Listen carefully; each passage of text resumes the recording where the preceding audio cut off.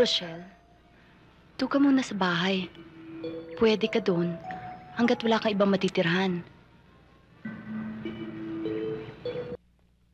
Sukat mo nga kung kasya. Sabi ni Ma'am Tonet, tumulong-tulong ka sa kusina. Ituturo sa'yo ng kuko anong dapat gawin. Huwag kang mag-alala. Mabait si Kiko. Kayang-kaya mong trabaho.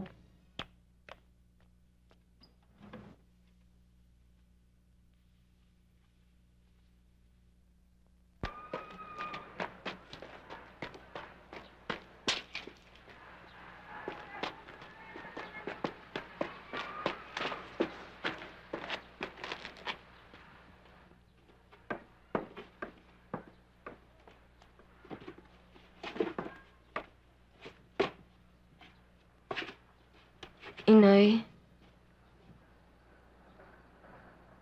May mukha ka pang bumalik. Inay, patawarin niyo ako. Kailangan ko kayo. Dadalawa na lang tayo sa mundo. Hindi. Nag-iisa na lamang ako sa mundo.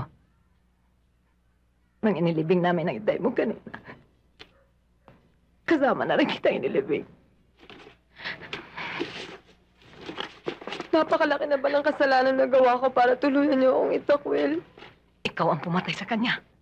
Kung gusto mong patawarin kita, ibalik mo siya sa akin. Ibalik mo siya sa akin mula sa hukat.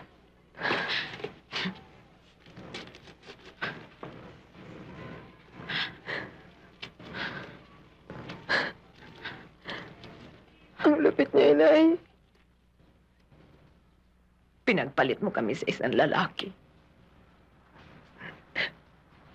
Kahit 10 Jerry pa, hindi mo matumbasan ang pagmamahal at sisilbing ginawa namin sa iyo.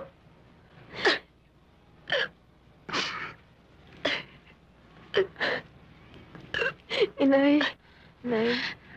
Inay. Inay, napakadulas ng mundo. Tao lang ako para hindi madapa. Tulungan niyo akong mabanghuli.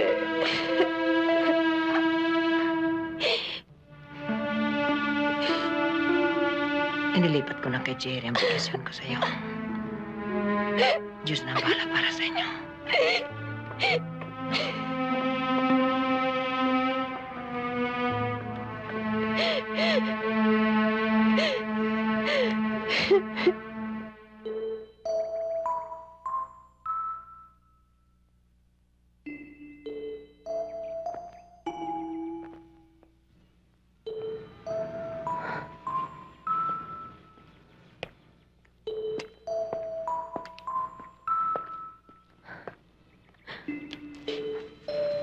Rochelle, doon ka muna sa bahay. Pwede ka doon hanggat wala kang ibang matitirhan. Nana Viring, ipaghandaan niyo si Rochelle na mainit na sabaw. Rochelle, halika. Maupo ka.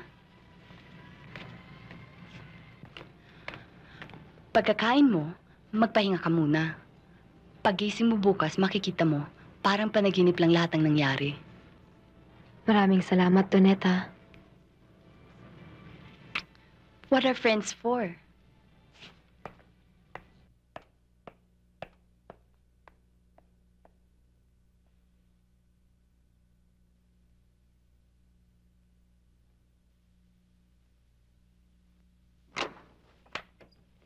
Mabuti namang gising ka na.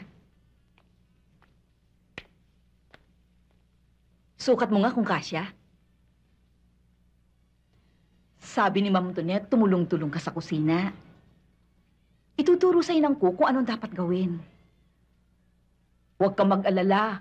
Mabait si Kiko. Kayang-kaya mong trabaho.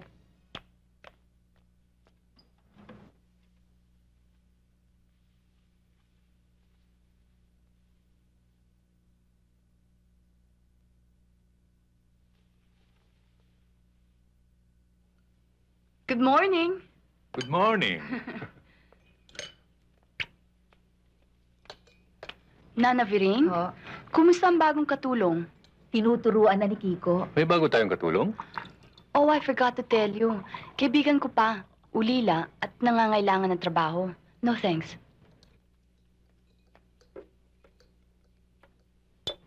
I have to go. Ang bilis mo ah. I'm putting on weight. Tsaka malilate na ako sa trabaho eh. You don't have to report that early, you know. Maybe when I'm the president of the company, yes. But for now, kailangan maging karapat-dapat ako sa bawat sentimong ibibigay niyo sa akin. Can I have a piece? Sure. Nana Viring, pakitawag niyo nga si Rochelle. Sabihin niyong lumabas dito at makilala ni Papa. Rochelle?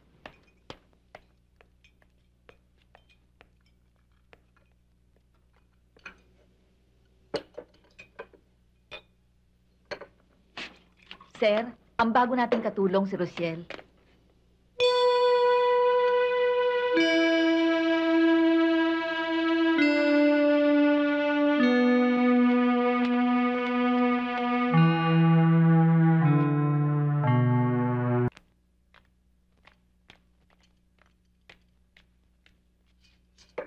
Magandang umaga po. Wala bang lason yan? Ho?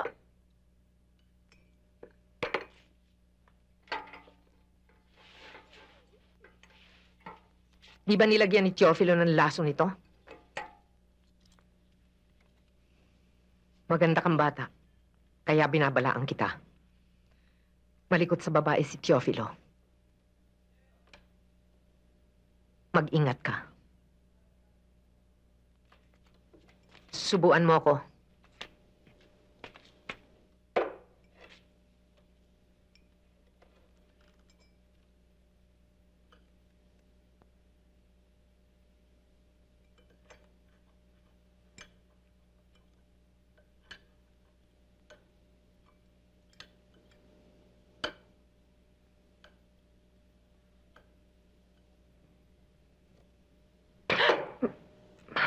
Maasim! Alisin mo yan. Alisin mo lahat yan!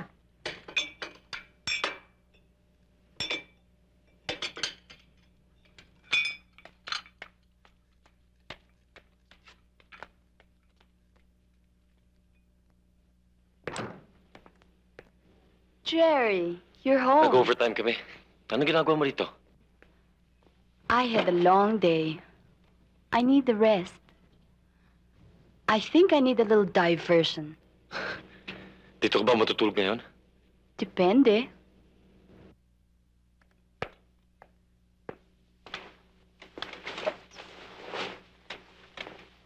Mukhang pagod na pagod ka. You need a little fun yourself. Baka hindi ako makapagpahinga ng mabuti. Don't worry, darling. Hindi ko ubusin ng magdamag. Jerry, I love you.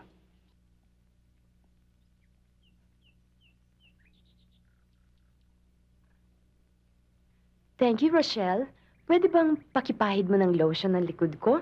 Di ko maabot eh.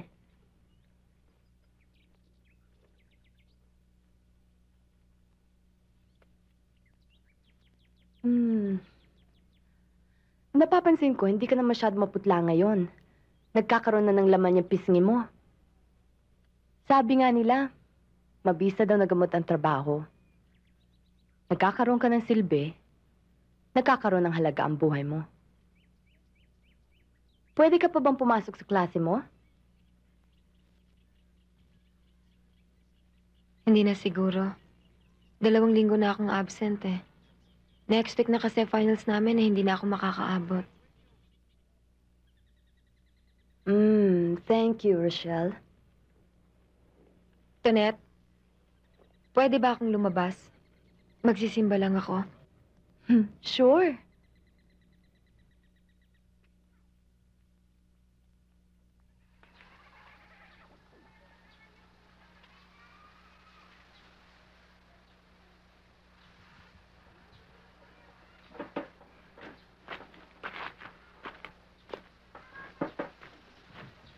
Mang Tito, si Jerry ho. Aba, lumipat na si Jerry.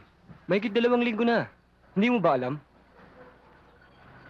Alam niyo ba kung saan? Hindi niya sinabi. Ang alam ko, nasa Makati. Ang chismis nga talaga, no? Ang nakakarating na balita eh. Nagsasama na raw kayo ni Jerry. Sige ho. Siya nga pala! Saan ka ba nakatira ngayon?